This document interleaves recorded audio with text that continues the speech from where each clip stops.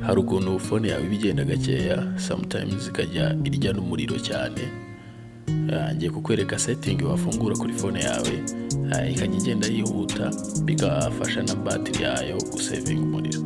Mbere ko dutangira, liking the video kandi akora kugasaraba k'umutuku kari ku ifoto yanjye, following nimba followinga, umbwira ikindi kintu nakwigisha muri comment nze tukirebe muri video ikurikiraho. Bigenda bitereye, uraza ukajya muri settings za telefone yawe, noneho ugascrollinga ukajyana handitse system.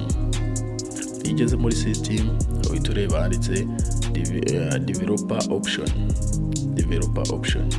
Noneho uraza ugascrollinga ukazamura izino settings zose nzagenda mbigishe icyo zifatisha telefone yawe iyo wazifunguye, mbigishe n'umumaro wazo iyo wazifunze.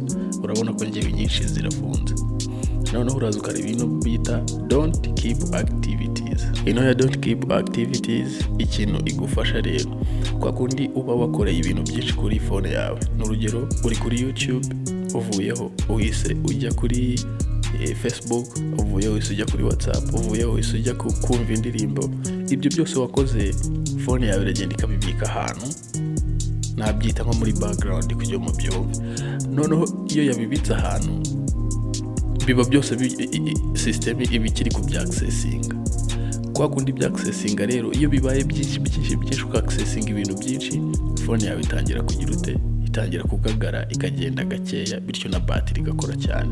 Ariko iyo waje kuri don't keep activities ukagafungura, za activities zose wakoze, nimba nari kuri YouTube nkavaho, ubwo YouTube ibyayo birangiranye nuko mvuyeho, nkahita nkomereza kuri application nayo nyivuyeho, system ntabwo ikomeza kuyibara, ihita ibara indi ngiyeho.